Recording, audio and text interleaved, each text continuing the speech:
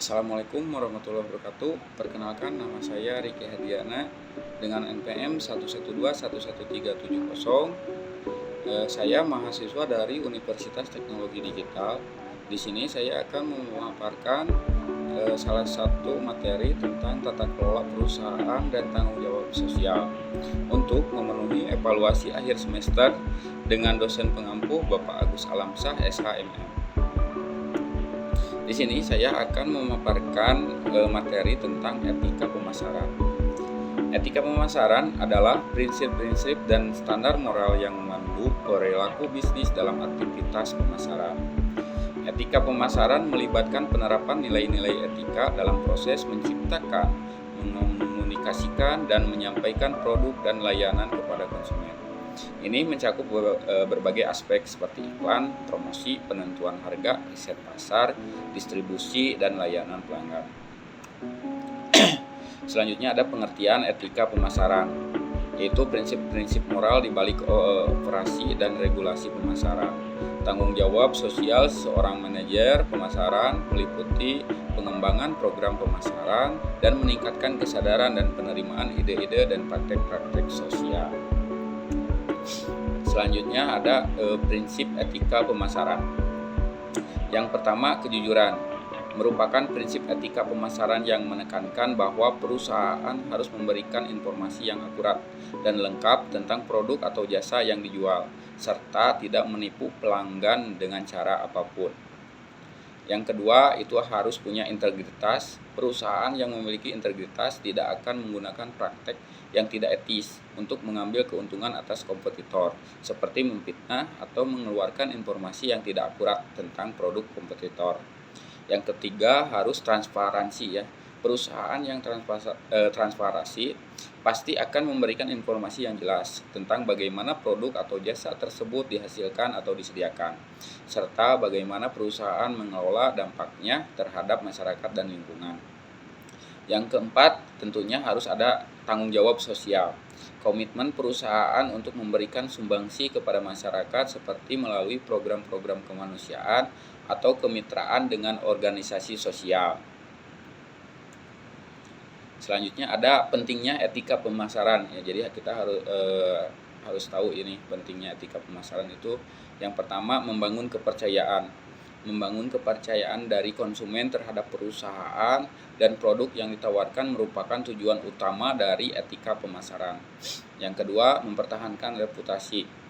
Reputasi merupakan bagaimana orang lain melihat dan memandang perusahaan, sedangkan citra perusahaan merupakan bagaimana perusahaan itu terlihat di mata publik. Dan yang ketiga, ada mencegah tindakan ilegal. Tindakan ilegal atau tidak etis dapat merugikan konsumen atau perusahaan itu sendiri, sehingga sangat penting bagi perusahaan untuk menghindari tindakan tersebut.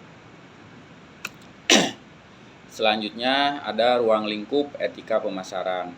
Yang pertama, manajer pemasaran harus menerima tanggung jawab atas konsekuensi dari tindakan mereka. Yang kedua, manajer pemasaran harus menahan diri dari sengaja merugikan, mematuhi semua undang-undang dan peraturan yang relevan, dan akurat mewakili diri mereka sendiri, perusahaan mereka. Dan yang ketiga, manajer pemasaran harus melakukan segala upaya untuk memastikan bahwa pilihan dan tindakan mereka melayani kepentingan terbaik dari semua pelanggan, organisasi, dan masyarakat terkait. Dan selanjutnya itu ada aspek yang berhubungan dengan aktivitas etika pemasaran.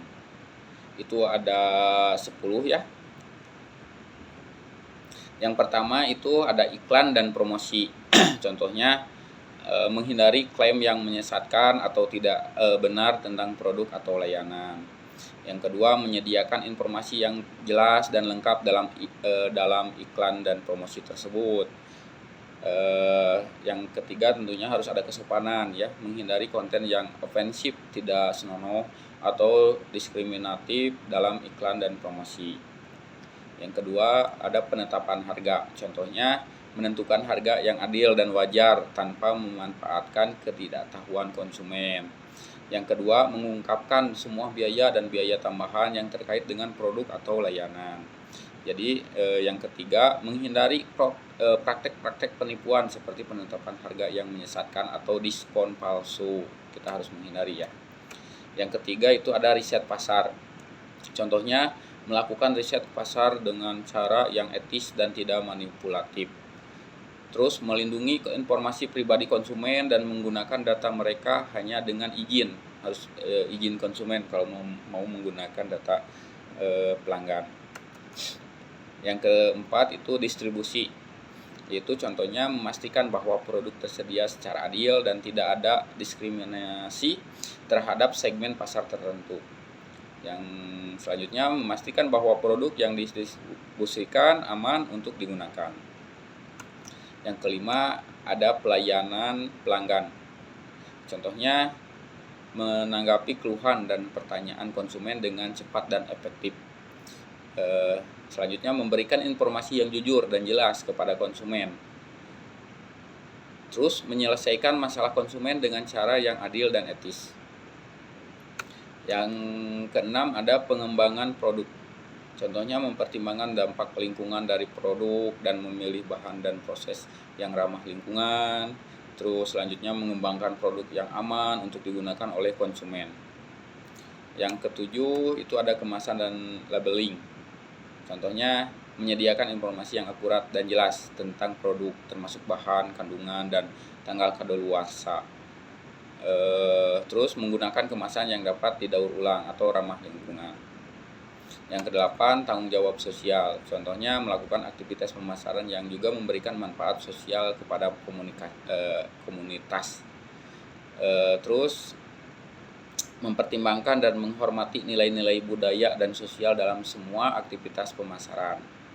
Yang kesembilan itu ada komunikasi dengan pemangku kepentingan. Contohnya menjaga komunikasi yang jujur dan transparan dengan semua pemangku kepentingan, termasuk konsumen, karyawan, dan mitra bisnis. Selanjutnya melibatkan pemangku kepentingan dalam mengambil keputusan yang berhubungan dengan aktivitas pemasaran. Yang ke-10 itu kepatuhan terhadap hukum dan regulasi. Contohnya memastikan semua aktivitas pemasaran mematuhi hukum dan regulasi yang berlaku. Terus melakukan pelaporan yang jujur dan akurat kepada otoritas yang berwenang. Nah, dengan mempertimbangkan semua aspek ini, perusahaan dapat memastikan bahwa aktivitas pemasarannya dilakukan secara etis yang pada akhirnya dapat membangun kepercayaan konsumen dan meningkatkan reputasi perusahaan.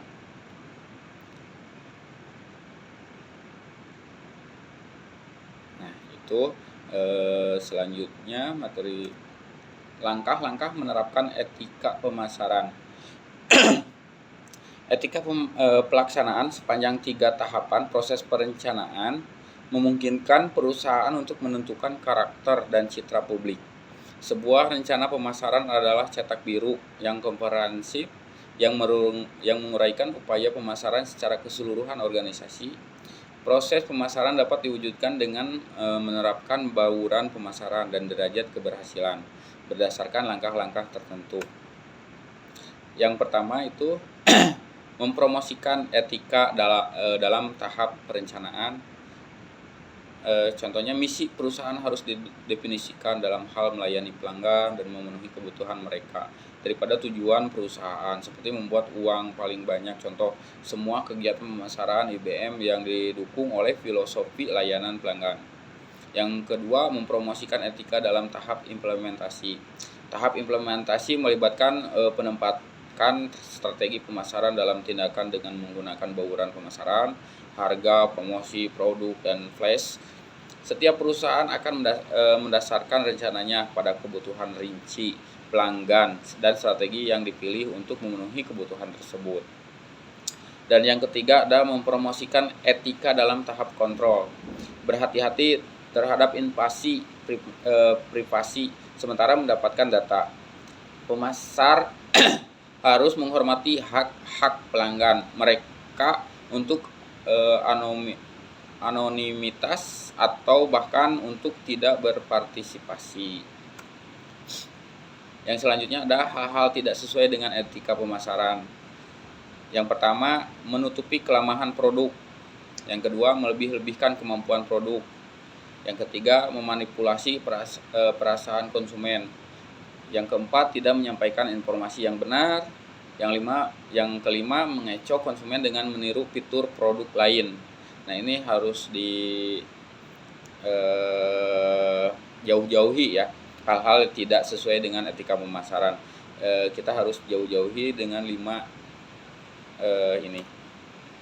Yang selanjutnya ada pencegahan perilaku tidak etis melalui multimedia. Yang pertama itu harus dihindari ya, para pelaku bisnis merumuskan kode etik yang harus disepakati oleh stakeholder yang termasuk di dalamnya production house, stasiun TV, radio, penerbit buku, media massa, internet, provider, event organizer, advertising, agensi, dan lain-lain.